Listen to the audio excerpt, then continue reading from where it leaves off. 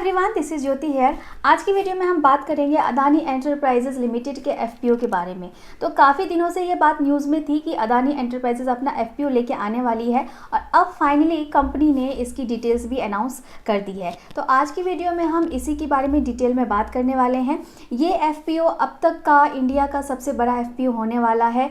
तो कैसी ये कंपनी है, क्योंकि ये एफपीओ है, आईपीओ नहीं है, तो ये कंपनी ऑलरेडी लिस्टेड है। तो इसके डेटा और फाइनेंशियल्स भी हमारे पास हैं। तो इस कंपनी के बारे में जानेंगे, इसके फाइनेंशियल्स को चेक करेंगे, इस एफपीओ की डिटेल्स को देखेंगे और एट लास्ट की ये एफपीओ कैसा है, क्या इसके लिए अप्लाई करना सही रहेगा या नहीं, इसके बारे में भी मैं आपको बताऊंगी। वीडियो को कंप्लीट देखिए। वीडियो अच्छा लगता है तो इसे लाइक कीजिए। चैनल पर फर्स्ट टाइम आ रहे हैं तो प्लीज़ मेक श्योर कि चैनल को सब्सक्राइब करके रख लीजिए ऐसे ही और इन्फॉर्मेटिव वीडियोज़ के लिए।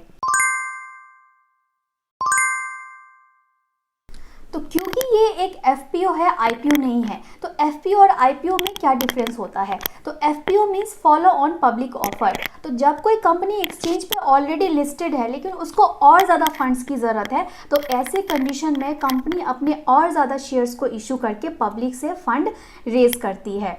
अब ऐसे कंडीशन में जो कंपनी के ऑलरेडी शेयर होल्डर्स हैं या नहीं हैं, कोई भी इसमें पार्टिसिपेट कर सकता है। जबकि अगर आईपीओ की बात करें तो आईपीओ होता है इनिशियल पब्लिक ऑफरिंग। जब कोई कंपनी पहली बार एक्सचेंज पे लिस्ट होने जा रही है, उस कंडीशन में कंपनी अपने शेयर्स को पब्लिक को ऑफर करके उसके अगेंस्ट फंड रेज करती है। तो एफपीओ में जो कंपनी ऑलरेडी लिस्टेड है, तो ऐसी कंपनी और ज़्यादा फंड रेज करने के लिए एफपीओ लाती है। तो अदानी एंटरप्राइजेस का जो ये एफपीओ आ रहा है, ये अब तक का इंडिया का सबसे बड़ा एफपीओ माना जा रहा है। तो ये डिफरेंस हुआ।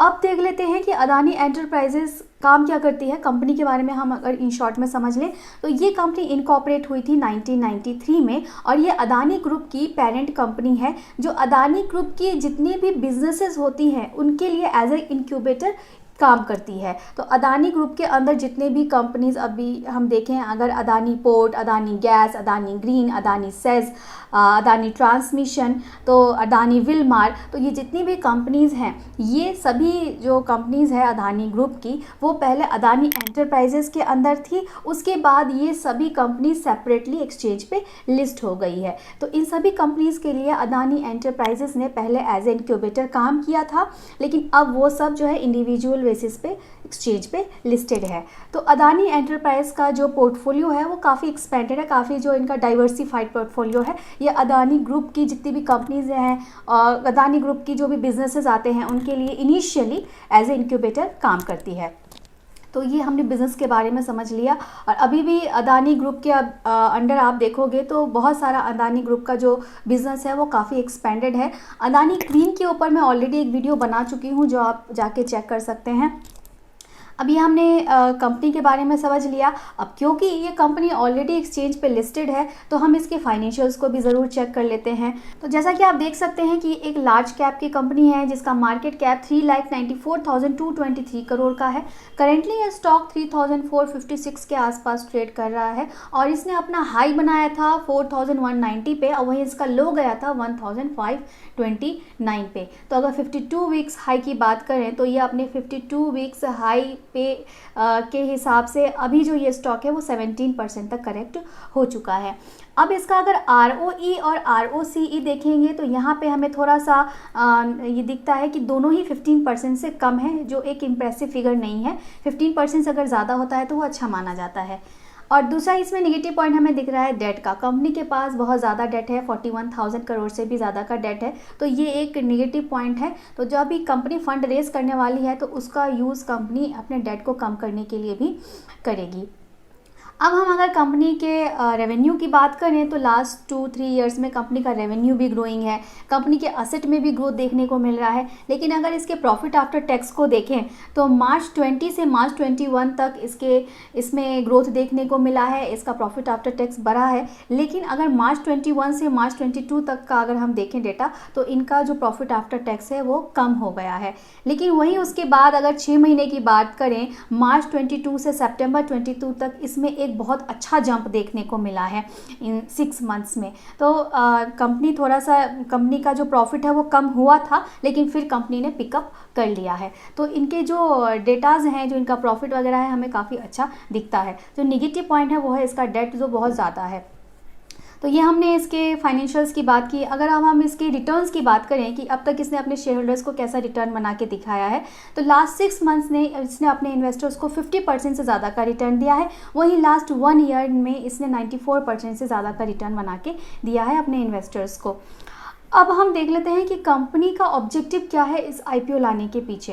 तो कंपनी जो है अपने काफ़ी सारे जो इनके बिजनेसेस हैं उसको प्रमोट करने के लिए इनको फाइनेंस की ज़रूरत है, जैसे कि इनका एयरपोर्ट फैसिलिटीज़ को प्रमोट करना है, ग्रीन हाइड्रोजन को प्रमोट करना है, देन उसको ग्रीन फील्ड इनका जो एक्सप्रेस वे है, ग्रीन एक्सप्रेस वे, तो इन सब चीज़ों के एक्सपेंशन के लिए उसके के लिए फंडिंग की ज़रूरत है, जिसके लिए कंपनी को फंड रेज करना है। दूसरा, इनको कुछ कॉर्पोरेट पर्पसेस के लिए, और फिर जो हम बात कर रहे हैं इनके पास डेट बहुत ज़्यादा है, तो उसकी रीपेमेंट के लिए कंपनी को फंडिंग की ज़रूरत है। इसलिए ये कंपनी एफपीओ लेके आ रही है जो पूरा का पूरा फ्रेश है।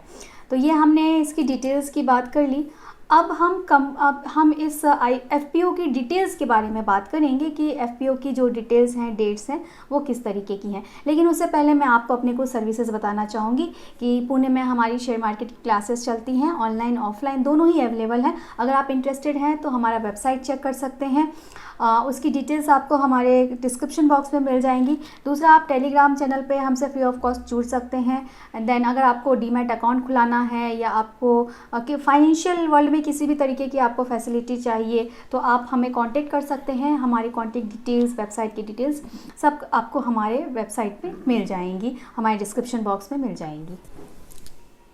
अब इस एफपीओ की डिटेल्स की अगर बात करें तो ये ओपन होने वाला है 27 जैन को एंड 31 जैन तक ये ओपन रहेगा अप्लाई करने के लिए। इसका प्राइस डिसाइड किया गया है 3276 का, जिसपे रिटेल कैटेगरी में 64 रुपीज़ पर शेयर का डिस्काउंट भी दिया जाएगा, जिसके बाद ये 3212 के अमाउंट पे जो है इसका प्राइस आ जाएगा। वहीं इसमें एक लॉट में 4 शेयर्स रहेंगे, तो रिटेल कैटेगरी में आप मैक्सिमम 15 लॉट्स के लिए अप्लाई कर सकते हैं। ये एफपीओ पूरा का पूरा फ्रेश इशू है और इसका साइज़ जैसा कि बताया कि 20,000 करोड़ का इसका साइज़ है। तो ये थी इस एफपीओ की डिटेल्स। अब इसके लिए अप्लाई करना सही रहेगा या नहीं उसके बारे में बात कर लेते हैं। लेकिन अगर हम पहले अदानी के स्टेक की बात करें तो अदानी का जो है इस एंटरप्राइजेस में, अदानी एंटरप्राइजेस में पहले 72% का स्टेक था, जो इस एफपीओ के आने के बाद 3.5% से घट जाएगा। अब इस एफपीओ में अप्लाई करना सही रहेगा या नहीं, तो अगर इसमें हम यहाँ पे इसके शेयर प्राइस को अगर हम देखें, क्योंकि ये कंपनी ऑलरेडी लिस्टेड है, तो इसका करंट अगर आप प्राइस देखें तो ये ट्रेड कर रहा है 3456 पे ये ट्रेड कर रहा है।